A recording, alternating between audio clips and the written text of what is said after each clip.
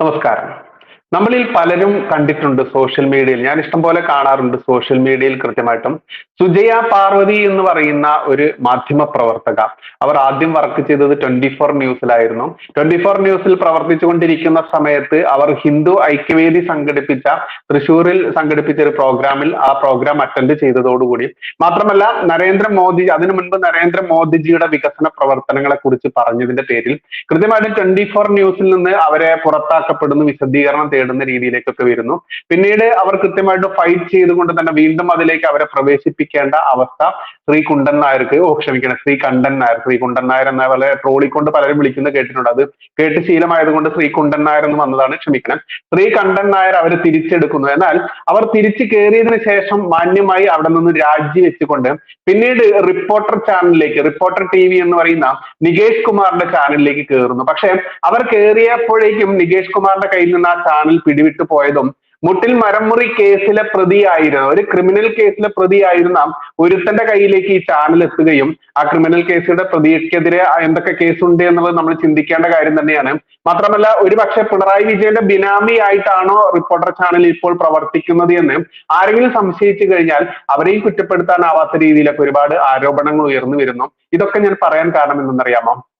ഈ സുജയ പാർവതി റിപ്പോർട്ടർ ചാനലിൽ കയറിയതിനു ശേഷം സംഘ BJP ആശയങ്ങൾ അതല്ലെങ്കിൽ തീവ്ര ഹിന്ദുത്വ ആശയങ്ങൾ പേറുന്ന ആളുകളെ പൂർണ്ണമായും തെറ്റിദ്ധരിപ്പിച്ചുകൊണ്ട് അവർ പ്രവർത്തിക്കുന്നത് റിപ്പോർട്ടർ ചാനൽ എന്ന് പറയുന്ന ആ ചാനലിലാണ് എന്നത് മറന്നു പോകുന്ന രീതിയിൽ സംഘ BJP ഹിന്ദുത്വ ആശയങ്ങൾക്ക് വേണ്ടി നികേഷ് കുമാറുമായും സ്മൃതിയുമായും ഒക്കെ എല്ലാവരുമായി പടപൊരുന്നതൊക്കെ കണ്ട് ആ വലയിൽ വീണ നമ്മളെല്ലാവരും റിപ്പോർട്ടർ ചാനൽ എന്ന് പറയുന്ന പൂട്ടലിന്റെ വക്കത്തെത്തിയ ആ ചാനലിന് മൃദുസഞ്ജീവനി നൽകുന്ന രീതിയിൽ പുതുജീവൻ നൽകിയത് നമ്മൾ ഓരോരുത്തരുമാണ്. ഈ സുജയ പാർവതിക്ക് കൃത്യമായിട്ട് നികേഷ് കുമാർ അടക്കമുള്ള അതല്ലെങ്കിൽ ക്രിമിനൽ കേസിലെ പ്രതികൾ അടക്കമുള്ള ഇതിന്റെ അണിയറ പ്രവർത്തകർ എഴുതി കൊടുക്കുന്ന ആ സ്ക്രിപ്റ്റിനനുസരിച്ച് നാടകം കളിക്കുക എന്ന ജോലി മാത്രമേ ഉള്ളൂ എന്നുള്ളത് ഇത്ര കണ്ട് വിവരവും വിദ്യാഭ്യാസവും ഉള്ള നമ്മളെല്ലാവരും മറക്കുന്നു. റിപ്പോർട്ടർ ചാനൽ ഏത് ആശയത്തിൽ ഊന്നിക്കൊണ്ടാണ് മുന്നോട്ട് പോകുന്നത് എന്ന് നമ്മൾ മറക്കുന്നു. ഇതൊക്കെ നമ്മൾ ഒരുപാട് പറഞ്ഞതാണ്. പക്ഷേ എന്നിട്ടും കഴിഞ്ഞ ദിവസങ്ങളിൽ പോലും ഈ സുജയ പാർവതിയുടെ ആരാധക വൃന്ദങ്ങളായിക്കൊണ്ട് സംഘ BJP ഹിന്ദുത്വ ആശയങ്ങൾ തീർന്ന ആളുകൾ പ്രവർത്തിക്കുന്നതും മാത്രമല്ല അടൽ ബിഹാരി വാജ്പേയിയുടെ പേരിലുള്ള പ്രഥമ പുരസ്കാരം ഈ കഴിഞ്ഞ ദിവസം ഏതോ ഒരു പ്രഥമ പുരസ്കാരം അതും അടൽ ബിഹാരി വാജ്പേയിയുടെ പേരിലുള്ള ആ പുരസ്കാരമൊക്കെ വി മുരളീധരൻ എന്ന് പറയുന്ന കേന്ദ്രമന്ത്രി അവർക്ക് സമ്മാനിച്ചതും എല്ലാം നമ്മൾ കണ്ടതല്ലേ. അപ്പോൾ നമ്മൾ സാധാരണക്കാർ മാത്രമല്ല ഒട്ടനവധി മുതിർന്ന മേഖലയിൽ നിൽക്കുന്ന സജീവമായി നിൽക്കുന്ന ആളുകൾ പോലും ഇവരുടെ വലയിൽ വീണിട്ടുണ്ടോ എന്ന് സംശയിച്ചാൽ അവരെ കുറ്റപ്പെടുത്താനാവില്ല. ഇനി ഇതൊക്കെ പറയാൻ കാരണം മറ്റൊന്നുമല്ല, കഴിഞ്ഞ ദിവസം റിപ്പോർട്ടർ ചാനലിലെ ഒരു ഡിബേറ്റിൽ നമ്മുടെ എല്ലാം പ്രിയങ്കരനായിട്ടുള്ള യുവരാജ് ഗോകുൽ, എല്ലാവർക്കും അറിയാം, ഹിന്ദു മഹാസമ്മേളനം നടത്തിയത് മുതൽ ഈ ഇസ്ലാമിക ജിഹാദികളുടെയും കമ്മ്യൂണിസ്റ്റ് നരഭോജികളുടെയും കിട്ടാത്ത മുന്തിരി പുളിക്കുമെന്ന ആ ഒരു മനോഭാവത്തോടു കൂടി പ്രവർത്തിക്കുന്ന കോൺഗ്രസ്സുകാരുടെയും ഒക്കെ കണ്ണിലെ കരടായി മാറിയിട്ടുള്ള യുവരാജ് ഗോകുൽ, അദ്ദേഹം പങ്കെടുത്ത ഇന്നിപ്പോൾ അദ്ദേഹം BJPയുടെ സ്പോക്ക് പേഴ്സൺ ആയിട്ട് ചർച്ചകളിലൊക്കെ പോവാറുണ്ട്. അത്തരത്തിൽ അദ്ദേഹം പങ്കെടുത്ത ഒരു ചർച്ചയിലെ ചില ഭാഗങ്ങൾ, പ്രധാനപ്പെട്ട ഭാഗങ്ങൾ നിങ്ങൾ കേൾക്കേണ്ടതുണ്ട്. ആ ചർച്ച നയിച്ചത് സ്മൃതി പരുത്തിക്കാട് എന്ന് പറയുന്ന മീഡിയ വൺ എന്ന് പറയുന്ന ചാനലിൽ നിന്ന് രാജിവെച്ചുകൊണ്ട് റിപ്പോർട്ടർ ചാനലിൽ ചേക്കേറിയ ഒരു സ്ത്രീയാണ്. എന്തുകൊണ്ടായിരുന്നു മീഡിയ വണ്ണിൽ നിന്ന് രാജിവെക്കപ്പെട്ടതെന്നൊക്കെ ചിന്തിക്കുന്നിടത്താണ് അവർക്ക് 2 തവണ നിരോധനം നേരിട്ടിരുന്നു. എപ്പോ വേണമെങ്കിലും പൂട്ടിപ്പോകാമെന്ന അവസ്ഥയൊക്കെ ചിലപ്പോൾ ഈ സ്മൃതി പരുത്തിക്കാടിന് തോന്നിയിട്ടുണ്ടാവാം. അതുകൊണ്ടായിരിക്കാം ഇടതുപക്ഷ ചായ്വുള്ള ഒരു പക്ഷേ പിണറായി വിജയന്റെ ബിനാമികളാണോ നടത്തുന്നത് എന്ന് ആരെങ്കിലും ചിന്തിച്ചു കഴിഞ്ഞാൽ കുറ്റം പറയാത്ത ആ രീതിയിൽ തന്നെ പ്രവർത്തിക്കുന്ന റിപ്പോർട്ടർ ചാനലിലേക്ക് അവർ പ്രവേശിച്ചത്. അവരായിരുന്നു ഇതിന്റെ അവതാരക. ആ അവതാരകയും യുവരാജ് ഗോകുലും തമ്മിലുള്ള ഫൈറ്റിംഗ് നിങ്ങൾ കേൾക്കേണ്ടത് തന്നെയാണ്. അതിലെ പ്രസക്ത ഭാഗങ്ങളുടെ ആ ഓഡിയോ ഞാൻ ഇവിടെ പ്ലേ ചെയ്യുന്നുണ്ട്. അത് പൂർണ്ണമായിട്ടും കേൾക്കേണ്ടത് തന്നെയാണ്. ഒന്ന് കേട്ട് നോക്കാം നമുക്ക്. ഇവിടെ 3 പേരും ഓരോ വരിയിൽ ഓരോ കാര്യം പറഞ്ഞിട്ട് പോകും. ഇതിനെല്ലാത്തിനും വളരെ ഡീറ്റെയിൽ ആയിട്ട് മറുപടി പറയേണ്ടുന്ന ഒരു സാഹചര്യമാണുള്ളത്. അതുകൊണ്ട് എനിക്ക് അല്പം സമയം തരണം. ഒന്ന്, ഇദ്ദേഹം പറയുന്നത്, നമ്മുടെ അനൂപ് പറഞ്ഞതിൽ തന്നെ ഞാൻ തുടങ്ങാം. അദ്ദേഹം പറയുന്നത് ഹിന്ദുവിന്റെ കുത്തക മുഴുവൻ ഈ RSS കൈയടക്കി വെച്ചിരിക്കുന്ന തലത്തിലാണ് പെരുമാറുന്നതെന്നാണ്. ശരി അനൂപ്, ഞങ്ങള് ഹിന്ദുവിന്റെ കുത്തകയൊന്നും ഞങ്ങൾ കൈയടക്കി വെക്കുന്നില്ല. പക്ഷെ ഞാൻ ഒരു കാര്യം ചോദിക്കട്ടെ, ഈ രാമജന്മഭൂമി വിഷയത്തിൽ നിന്ന് തന്നെ ഞാനൊരു കാര്യം ചോദിക്കുക. ഏതാണ്ട് 500 വർഷമായി രാമജന്മഭൂമി വിഷയം ഈ രാജ്യത്ത് കത്തി നിൽക്കാൻ തുടങ്ങി. അത് 1949 തുടങ്ങിയൊന്നുമല്ല. 1900കളിൽ തുടങ്ങിയതുമല്ല, 1886 തുടങ്ങിയതുമല്ല, 1853 തുടങ്ങിയതുമല്ല, 1700കളിൽ 1600കളിലും ഒക്കെ കത്തി നിന്നിരുന്ന വിഷയം തന്നെയാണ്. തെളിവ് വേണമെങ്കിൽ തെളിവ് തരാനും സാധിക്കും, അതിനൊന്നും വലിയ ബുദ്ധിമുട്ടൊന്നുമില്ല. പക്ഷെ 1855 മുതൽ സുപ്രീം കോടതിയുടെ വിധി അതിനകത്ത് വളരെ വ്യക്തമായിട്ട് തന്നെ പഴയ കാര്യങ്ങൾ വോട്ട് ചെയ്യുന്ന സമയത്ത് പറയുന്നത് 1855 മുതൽ ഈ പറയുന്ന ഇന്ന് നിലവിൽ കാണുന്ന ബാബറി മസ്ജിദ് എന്ന് പറയുന്ന ആ ഒരു സ്ട്രക്ചറിനെ രണ്ടായി ഭാഗിച്ചെന്നും താൽക്കാലികമായിട്ടൊരു ഷീൽഡ് അവിടെ വെച്ചുവെന്നും ഇന്നർ കോട്ടെന്നും ഔട്ടർ കോട്ടയാണെന്നും പറയുന്ന രണ്ടായിട്ട് തിരിച്ചുവെന്നും അവിടെ ശ്രീരാമന്റെ പ്രതിഷ്ഠ അവിടെ ഉണ്ടായിരുന്നുവെന്നും അവിടെ പൂജ നടന്നിരുന്നു എന്നുള്ള കാര്യം 1886 അത് ജില്ലാ കോടതിയിലേക്ക് എത്തുന്നത്. അവിടെ മുതൽ കോടതി വ്യവഹാരങ്ങൾ തുടങ്ങി വരികയാണ്. അപ്പൊ ഇത് 1925 RSS രൂപീകരിച്ചതിന് ശേഷം തുടങ്ങി വന്ന ഒരു പ്രശ്നമാണ്. നിങ്ങൾ ഇവിടെ നിന്ന് സംസാരിക്കുന്ന കേട്ട് കഴിഞ്ഞാൽ തോന്നുമല്ലോ ഇത് RSS തുടങ്ങി വെച്ച വിഷയമാണെന്നുള്ള കാര്യം. ഈ വിഷയത്തിൽ കോൺഗ്രസ് എവിടെയാണ് നിന്നത്? 1980-കൾക്ക് ശേഷമല്ലേ BJP വന്നത്? 1990-കളിലാണല്ലോ BJP ഈ വിഷയം ഏറ്റെടുക്കുന്നത്.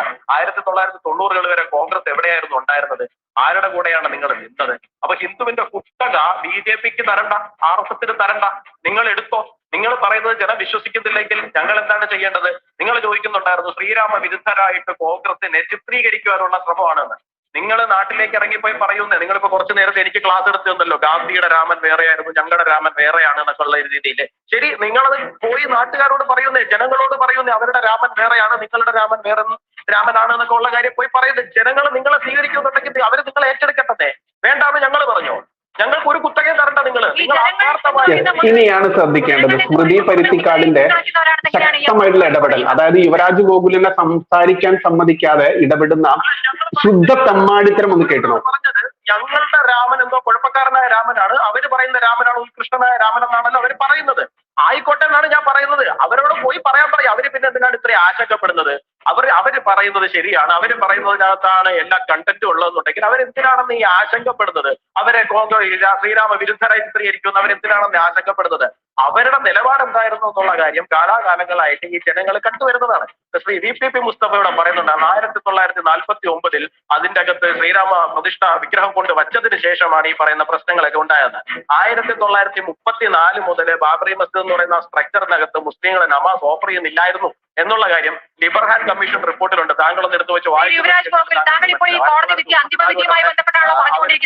49 ഡിസംബർ 22 ബാബറി മസ്ജിദിൽ രാമവിഗ്രഹം കടത്തിവെച്ചത് അക്രമ പ്രവർത്തനമാണെന്ന് കോടതി പറഞ്ഞിട്ടുണ്ട്. അല്ല, ഡിബേറ്റിനുണ്ടോ സ്മൃതി? അല്ല, ഡിബേറ്റിനുണ്ടോ സ്മൃതി? 1857 മുതൽ അതിനകത്ത് 1855-57 മുതൽ അവിടെ ശ്രീരാമ വിഗ്രഹം ഉണ്ട്.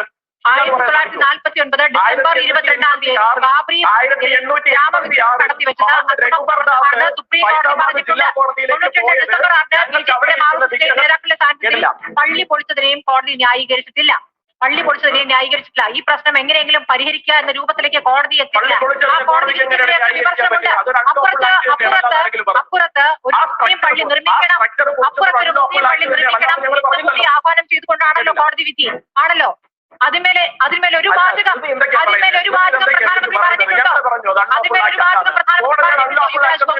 പ്രധാനമന്ത്രി പറഞ്ഞിട്ടുണ്ടോ? അയോധ്യ ക്ഷേത്രത്തിനൊപ്പം അപ്പുറത്ത് ഒരു മുസ്ലിം പള്ളി കൂടി നിർമ്മിക്കണമെന്ന് കോടതി പറഞ്ഞിട്ടുണ്ടല്ലോ.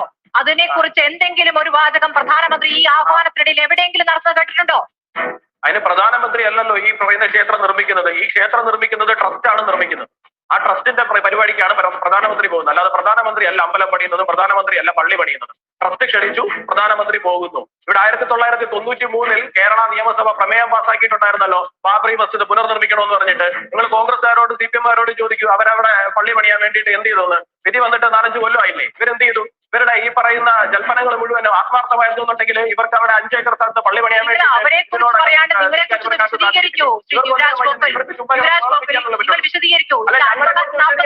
പ്രധാനമന്ത്രിയുടെ പണിയല്ല അമ്പലം പണിയലും, പ്രധാനമന്ത്രിയുടെ പണിയല്ല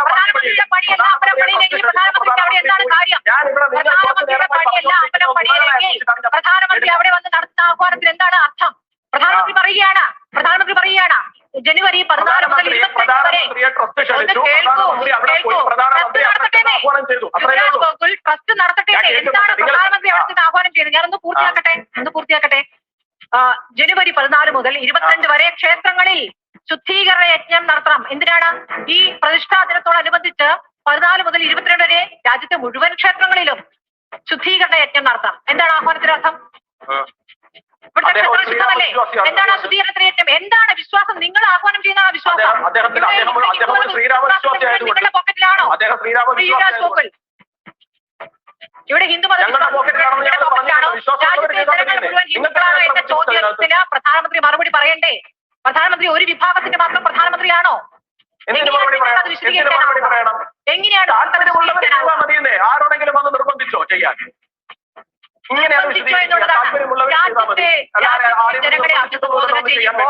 രാജ്യത്തെ ജനങ്ങളെ അഭിസംബോധന ചെയ്യും. നോക്കൂ, ഇതിൽ ഇവർ പൂർണ്ണമായിട്ടും ഈ യുവരാജ് ഗോകുലിനെ അദ്ദേഹത്തിന്റെ ഭാഗം വിശദീകരിക്കാൻ BJP-യുടെ രാഷ്ട്രീയ കക്ഷി എന്നുള്ള നിലയിൽ ഈ ചർച്ചയിൽ വിശദീകരിക്കാൻ സമ്മതിക്കാതെ അവരുടെ അടിച്ചേൽപ്പിച്ച, അത് പച്ചയ്ക്ക് പറയുകയാണെങ്കിൽ ഇവിടെ കുരുപൊട്ടി ഒലിക്കുന്ന ഇസ്ലാമിക കൊടും ഭീകരന്മാരുടെ ആ ആശയങ്ങൾ പേറിക്കൊണ്ട് ഈ സ്മൃതി പരുത്തിക്കാട് എന്ന് പറയുന്ന അവതാരക യുവരാജ് ഗോകുലിന് സംസാരിക്കാൻ പോലും അനുവദിക്കാതെ, അതിനുള്ള സമയം കൊടുക്കാതെ അവർ ബാക്കിയുള്ള ഭാഗങ്ങളിലൊക്കെ പരസ്യത്തിലേക്ക് പോവുകയാണെന്നൊക്കെ പറഞ്ഞുകൊണ്ട് അവരുടെ ഉച്ചത്തിലുള്ള സംസാരം കേൾപ്പിക്കുക, യുവരാജിനെ തടസ്സപ്പെടുത്തുക, ഈ രീതിയിലുള്ള ഇത് നടത്തുന്നത് റിപ്പോർട്ടർ ചാനലാണ്. നിങ്ങൾ ഇത് ഞാൻ ഈ വിഷയം ഇവിടെ എടുത്തിട്ടത് സുജയ പാർവതിക്ക് വേണ്ടി രോധിച്ചുകൊണ്ട് സുജയ പാർവതിയുടെ ആരാധക വൃന്ദങ്ങളായി റിപ്പോർട്ടർ ചാനൽ എന്ന് പറയുന്ന ആ ചാനലിന്റെ ആശയം മറന്നുകൊണ്ട് ഹിന്ദുത്വ തീവ്രവാദ അതല്ലെങ്കിൽ ഈ ഇസ്ലാമിക തീവ്രവാദത്തിന് വേണ്ടി പ്രവർത്തിക്കുന്ന രീതിയിലേക്ക് ഇവരുടെ ഈ സ്മൃതിയുടെയൊക്കെ വാക്കുകൾ കേൾക്കേണ്ടതുണ്ട്. നിങ്ങൾ കൃത്യമായിട്ടും ഇവിടെ ഹിന്ദുത്വ സംഘടനകളുടെയും അതല്ലെങ്കിൽ BJP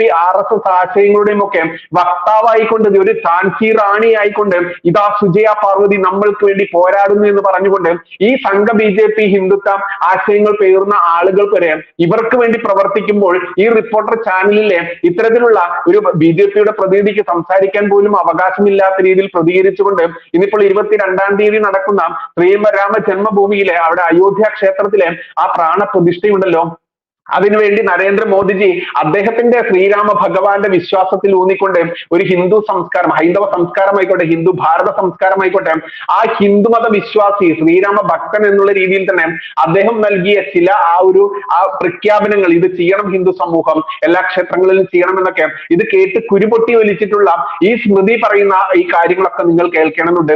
ഒരു സുജയ പാർവതിയുടെ ആ മുഖം മൂടി വെച്ചിട്ടുള്ള നിങ്ങളുടെ ആരുടെയും പ്രതിനിധി അല്ല സുജയ പാർവതി. സുജയ പാർവതി വെറും നികേഷ് കുമാർ ആയിക്കോട്ടെ, അതിന്റെ ഈ ചാനലിന്റെ ആ ഭരണാധികാരികൾ അതല്ലെങ്കിൽ ചാനലിന്റെ ഉടമകൾ, അവരുടെ ഒരു തൊഴിലാളി മാത്രമാണ് സുജയ പാർവതി. അല്ലാതെ ഒരു സംഘ BJP ഹിന്ദുത്വ നേതാവിന്റെയും ആശയങ്ങൾ എഴുതി കൊടുത്തത് പ്രവർത്തിക്കാൻ വേണ്ടി അവിടെ നിയമിതയായ ഒരു വനിതയല്ല, മാധ്യമ പ്രവർത്തകയല്ല സുജയ പാർവതി എന്ന ആ മിനിമം വിവരമെങ്കിലും ഓരോ ഹൈന്ദവ വക്താക്കളും മനസ്സിലാക്കേണ്ടതാണ്, ഓരോ BJP രാഷ്ട്രീയക്കാരും മനസ്സിലാക്കേണ്ടതാണ്. സുജയ പാർവതിക്ക് അവാർഡ് കൊടുത്തുകൊണ്ടും സുജയ പാർവതിയെ തോളിൽ ഏറ്റിക്കൊണ്ടും നടക്കുന്ന ഓരോ ആളുകളും ആ ചാനലിന്റെ മറ്റു വാർത്തകളും മറ്റു വീഡിയോകളും കൂടി ഒന്ന് വിശകലനം നടത്തിയിട്ട് വേണം ഇത്തരത്തിലുള്ള ആളുകളെ തോളിലേറ്റേണ്ടത്. വീണ്ടും വീണ്ടും പറയേണ്ടതുണ്ട്. അടൽ ബിഹാരി വാജ്പേയിയുടെ പോലെയുള്ള മഹത് വ്യക്തിത്വങ്ങൾ, നമ്മുടെ മുൻ പ്രധാനമന്ത്രിയായിരുന്ന അദ്ദേഹത്തിന്റെ പേരിലുള്ള പ്രഥമ അവാർഡ് പോലും ഈ വ്യക്തിക്ക് നൽകുക, ഈ ചാനലിലെ ഒരു മാധ്യമ പ്രവർത്തകയ്ക്ക് നൽകുക എന്ന് കാണുമ്പോൾ, ജനൻ TV എന്ന ആ ചാനലൊക്കെ നമ്മൾക്കറിയാം, അതിലൊക്കെ എത്രയോ പ്രവർത്തകരുണ്ട് എന്ന് നമ്മൾക്കറിയാം. അവരെ പോലും അവഗണിച്ചുകൊണ്ട് ഇവർക്കൊക്കെ കൊടുക്കുമ്പോൾ ഇവരിൽ കണ്ട ആ ഒരു ഗുണം എന്താണ്? ഇവരിൽ കണ്ട ഈ ചാനലിന്റെ പ്രവർത്തന മേഖലയാണോ, ഈ ചാനലിന്റെ ഹിഡൻ അജണ്ടയാണോ എന്നൊക്കെ സാധാരണക്കാരായുള്ള ജനങ്ങൾ ചിന്തിക്കേണ്ടതുണ്ട്. ഇതൊരു സ്മൃതി പരുത്തിക്കാട് എന്ന് പറയുന്ന ആ വനിത നടത്തിയ യുവരാജ് ഗോകുലുമായി നടത്തിയിട്ടുള്ള ഡിബേറ്റുകളുടെ ലിങ്ക് ഒക്കെ അവരുടെ ചാനലിൽ കയറിയാൽ കാണാൻ പറ്റും. അതിലെ കുറച്ച് പ്രധാനപ്പെട്ട ഭാഗം മാത്രമേ ഇതിൽ പ്ലേ ചെയ്തിട്ടുള്ളൂ. ഇതിൽ തന്നെ വ്യക്തമാണ് ആരാണ് റിപ്പോർട്ടർ ചാനൽ, ആരാണ് ഇതിൽ പിറകിലുള്ളത് എന്നുള്ളത്. അതുകൊണ്ട് തന്നെ അതിലെ ഒരു സ്റ്റാഫായിട്ടുള്ള സുജയ പാർവതിക്ക് വേണ്ടി ഇനിയും മുറവിളി കൂട്ടുന്ന ആളുകളോട് ഇതിൽ പരം ഒന്നും പറയാനില്ല. നിങ്ങൾ ഇനിയും കൂപമണ്ടൂപങ്ങളായി അതല്ലെങ്കിൽ എത്ര കിട്ടിയാലും പഠിക്കാത്ത കൊക്കായി മാറുന്ന ഹിന്ദുക്കളോട് ഇത്രയെങ്കിലും ഈ വിഷയത്തിൽ പറയേണ്ടതുണ്ട്. കാരണം നമ്മുടെ എല്ലാവരുടെയും അഭിമാനമായിട്ടുള്ള അയോധ്യ ക്ഷേത്രത്തിന്റെ പ്രാണപ്രതിഷ്ഠ നടക്കുകയാണ് ഈ 22-ാം തീയതി. അതിന്റെ സന്തോഷത്തിൽ, അതിന്റെ ആഘോഷത്തിൽ നമ്മളിരിക്കുമ്പോൾ ശത്രുക്കളായിട്ടുള്ള ഓരോ എണ്ണത്തിന്റെയും ദുഷ്ടമുഖം പുറത്തു വരും. അത് തന്നെയാണ് ഈ റിപ്പോർട്ടർ ചാനലിലെ ഈ ഡിബേറ്റിലൂടെ പുറത്തു വന്നത്. അതുകൊണ്ട് സുജയ പാർവതിക്ക് വേണ്ടി ജയ് വിളിക്കുന്നവർ മനസ്സിലാക്കുക, നീയൊക്കെ നൽകുന്നത് നിന്റെ അവസാനം ആഗ്രഹിക്കുന്ന ആളുകൾക്കുള്ള ജയ് വിളിയാണ് എന്നുകൂടി മനസ്സിലാക്കേണ്ടതുണ്ട്. നന്ദി, നമസ്കാരം. ജയ് ഹിന്ദ്, ജയ് ശ്രീറാം.